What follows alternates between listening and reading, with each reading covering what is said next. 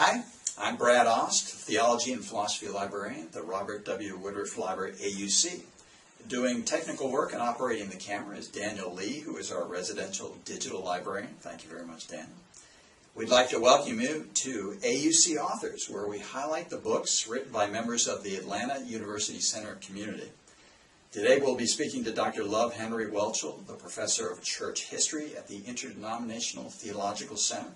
Some of his books include Hell Without Fire, Conversion, Enslaved Religion, How Long the Road, The Life and Legacy of C. Eric Lincoln, and My Chains Fell Off, Heart Religion in African American Tradition. In this program, we'll be speaking to Dr. Whelchel about his latest book, published January of 2011, The History and Heritage of African American Churches, A Way Out of No Way. Thank you very much, Dr. Whelchel, for being with us today. Thank you so much for having me. I'm delighted to be here. Great, good. Well, we'll go ahead and start with the questions.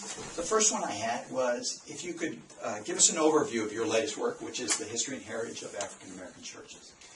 Yes.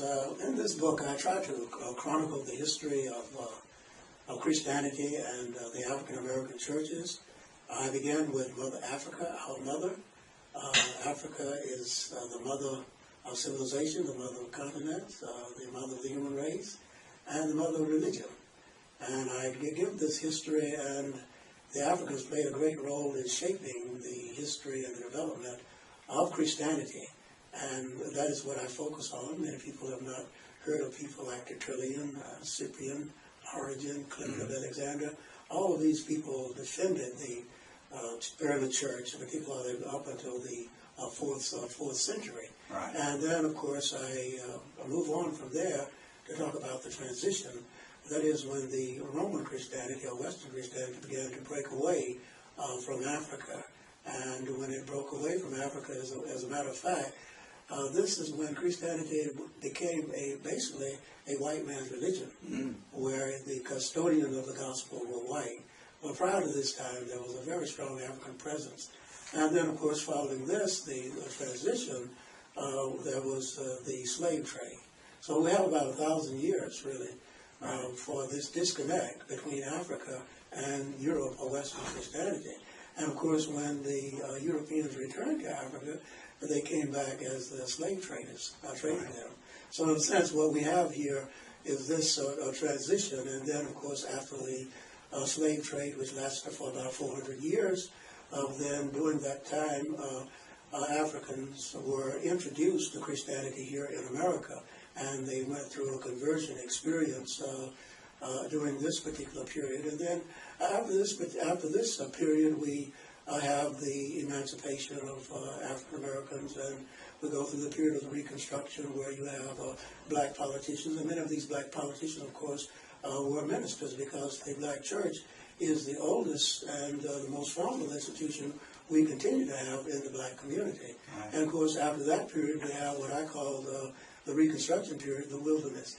This was the period where Plessy versus Ferguson, where there was separate but equal, the Jim Crow period, segregation, and really there were black people, and the country was kind of floundering as to what to do with black people. Where are they going to fit into the American dream? Where are they going to fit into society? And then, of course, the most dynamic period, I think, was the civil rights movement.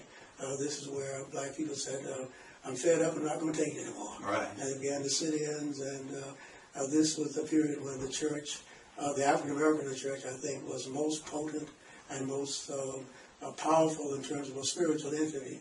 I'd say sometime during that particular period, they were not bombing Wall Street and the World Trade Building and the Pentagon. They were bombing the black church, because that's where the power was. Right. That's the point.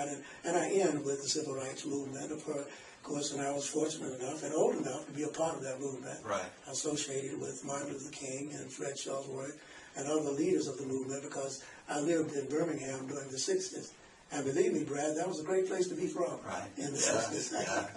So that's basically the book. I hope that I've given you an adequate summary of the book. I think so. I had before we get to the question about the title, I had a follow-up question about when you talked about it turning into the white man's religion and moving north. Mm-hmm. Do you speak at all about that? Did it not seem to move south across the continent of Africa at all? What had stopped that momentum going south?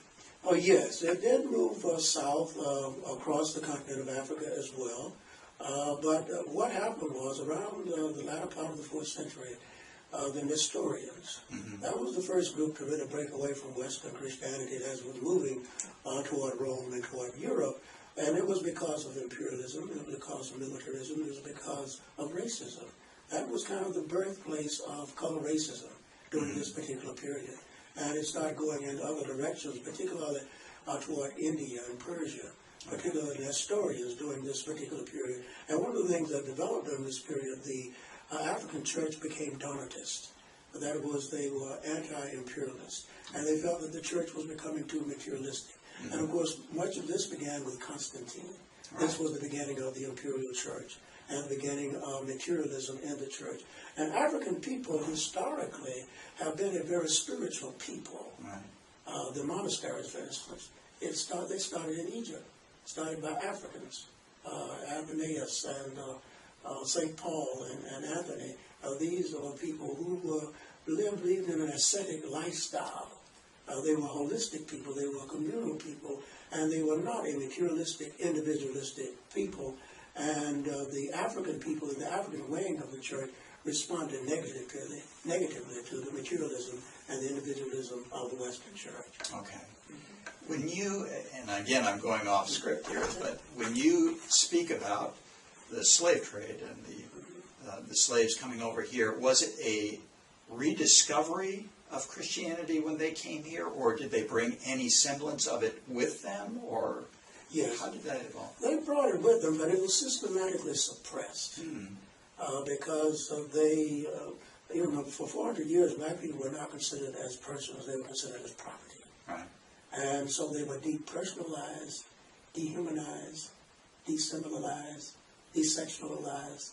All of this was to take their humanity away from them, because this is one of the interesting things, and you might have gotten to this question, that's what fascinated me about writing the book, is because I had been taught in school that my African ancestors were brought here because they were uncivilized and they were not Christians, they were pagan.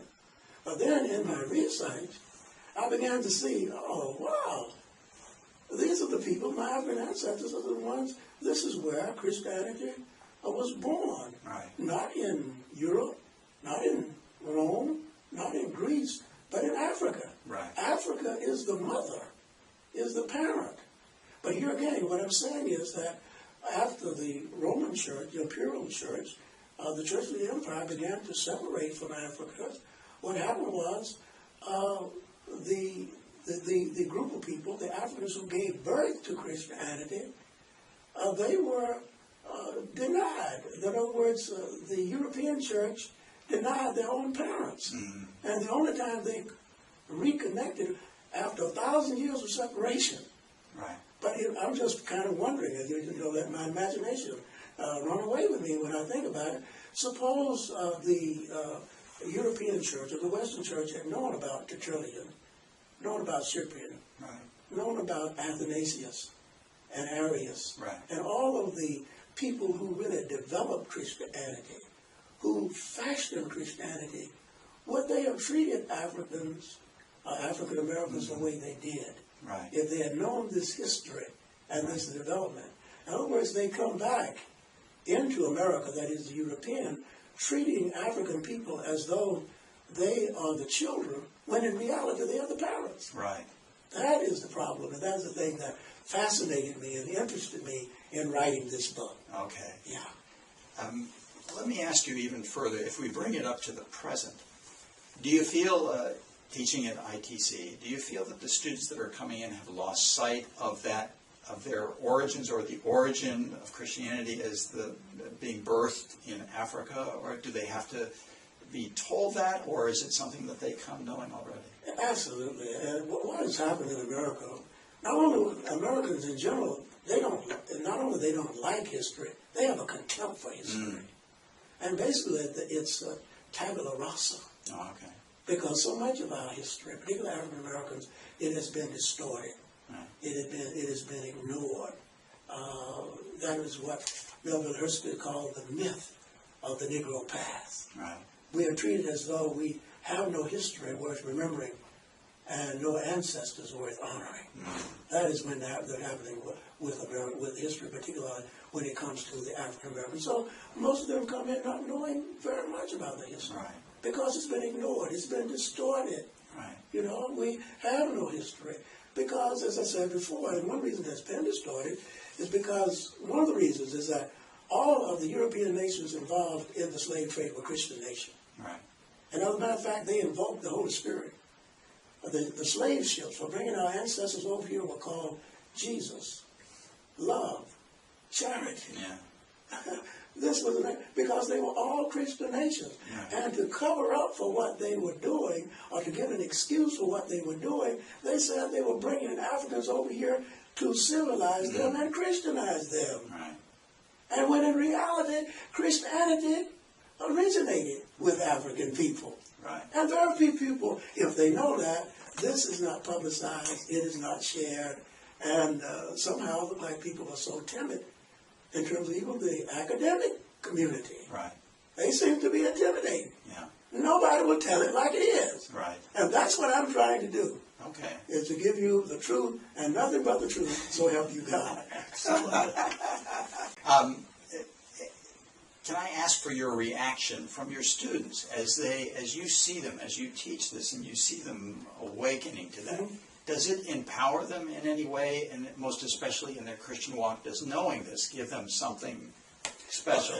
Absolutely, because one of the problems with slavery, after 400 years of slavery, it leaves you with a bad sense of your own self-esteem, your own identity. I mean, all ethnic groups, Chinese, European Americans, everybody, have a problem with answering the question, who am I? Right. But it's much more difficult for African Americans because the history is so much different. Right. Everybody else came over here voluntarily as immigrants. Right. African Americans came over here as slaves, and they were slaves for 400 years.